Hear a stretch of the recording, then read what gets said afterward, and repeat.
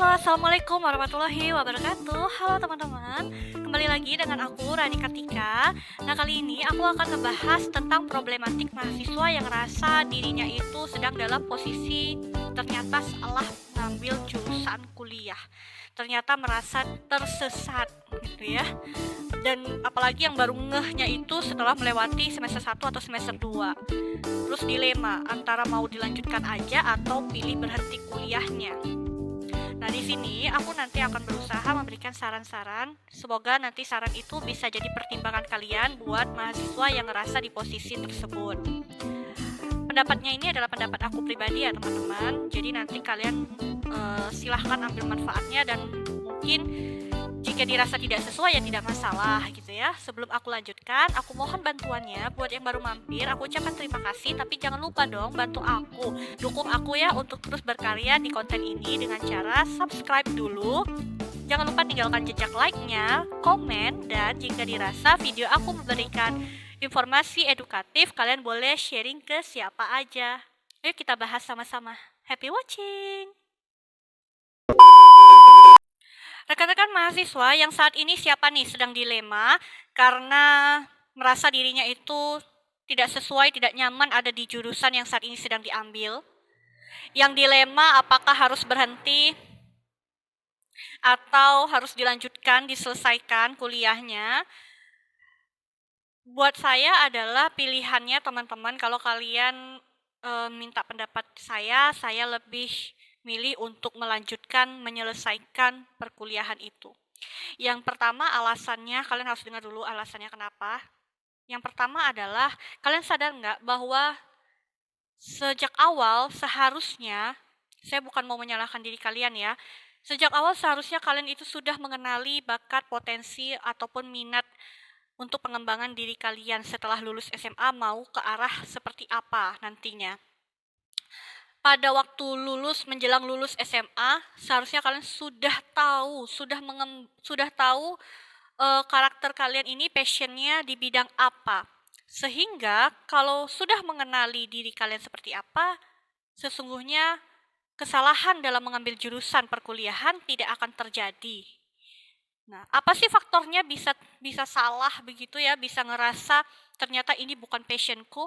Biasanya pasti di awal-awal ketika mau memilih jurusan kuliah, faktornya bisa jadi faktor ikut-ikutan teman. Ikutan gengnya waktu SMA ngambil apa, terus nanti dia ikut juga padahal dia tahu bahwa dirinya itu tidak kompetensinya bukan di situ. Yang kedua mungkin bisa jadi faktor bahwa menuruti keinginan dari orang tuanya. Nah, sehingga agar tidak mengecewakan orang tua, jadi diikutilah. Padahal pendapatnya orang tua itu ternyata sebenarnya bertentangan dengan keinginannya, bertentangan dengan potensi dirinya. Ini juga pelajaran buat para orang tua. Hendaknya orang tua lebih memperhatikan karakter anak, pengembangan potensi diri anak itu di bidang apa. Orang tua harus mengenali lebih dalam diri anak-anaknya, sehingga dengan demikian orang tua bisa bersifat netral, memberikan pertimbangan dan pilihan kepada diri anak ketika mereka hendak memilih jurusan perkuliahan. Kalau orang tua bisa mengenali diri anak, mengenali bakatnya, minatnya, tentu orang tua tidak akan menekan anaknya atau egonya lebih besar sehingga harus anaknya itu turuti keinginannya. Ini juga bisa jadi faktor kenapa mahasiswa itu merasa dirinya salah ngambil jurusan tersebut. Terus gimana dong? Udah terlanjur juga nih gitu ya. Sekarang udah semester 3. Ya memang sih aku yang salah ngambil jurusan. Aku harus berhenti ya? Atau aku harus gimana? Kadang kan mereka bertanya seperti itu. Tadi saya bilang jalani. Kenapa harus dijalani? Kalau kalian memilih berhenti, itu ada banyak hal yang kalian korbankan gitu ya. Apa contohnya? Kalian mengorbankan waktu, tenaga, serta biaya. Loh, kok waktu, tenaga, emang gimana? Kalau kalian memilih berhenti, waktu kuliah kalian itu sudah terbuang, artinya terbuang sia-sia yang kalian lewatin kemarin. Terus kalian milih nunggu 1 tahun kemudian untuk mendaftar ulang menjadi mahasiswa baru, begitu. Dan itu yang harus dipersiapkan kan tidak sebentar. Kalian berpacu dengan waktu dan tenaga untuk kembali lagi mengulang materi-materi yang akan diujiankan. Masuk perguruan tinggi lagi itu kan ada tesnya lagi tuh. Belum lagi kalian nanti bersaing dengan para calon mahasiswa baru lainnya. Dan kalian menghadapi dua kemungkinan, ketidakpastian atau kepastian bahwa kalian nantinya akan diterima pada jurusan baru di kampus yang baru atau di kampus lama tersebut.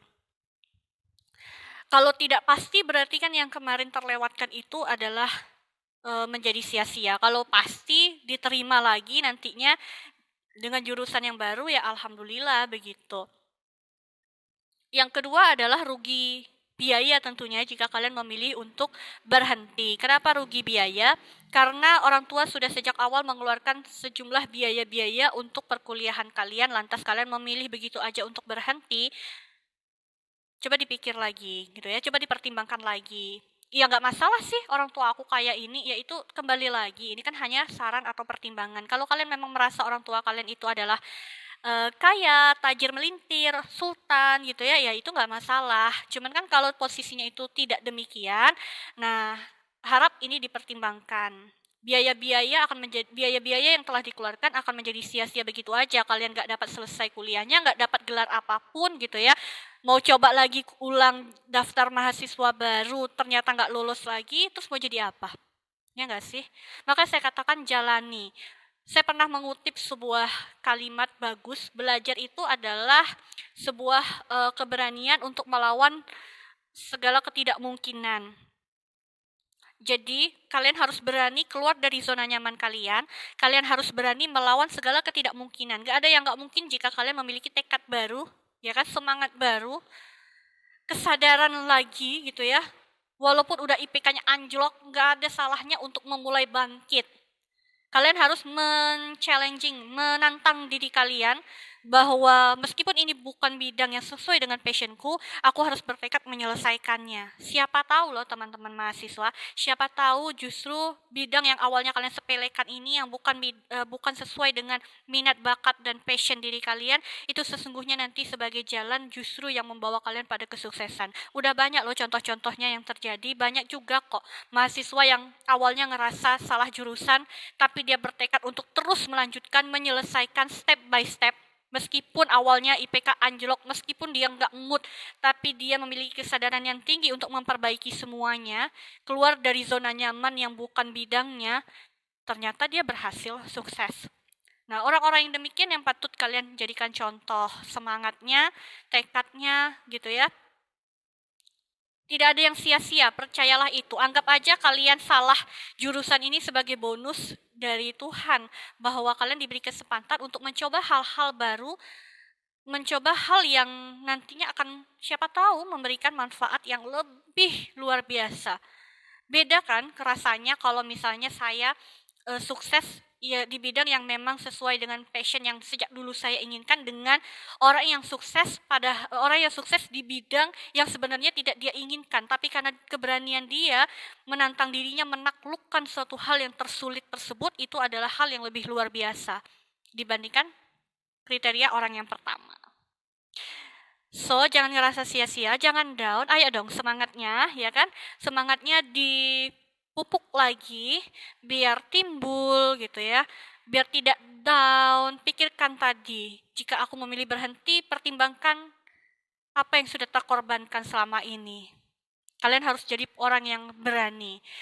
Untuk mencapai puncak kesuksesan itu juga tidak mudah.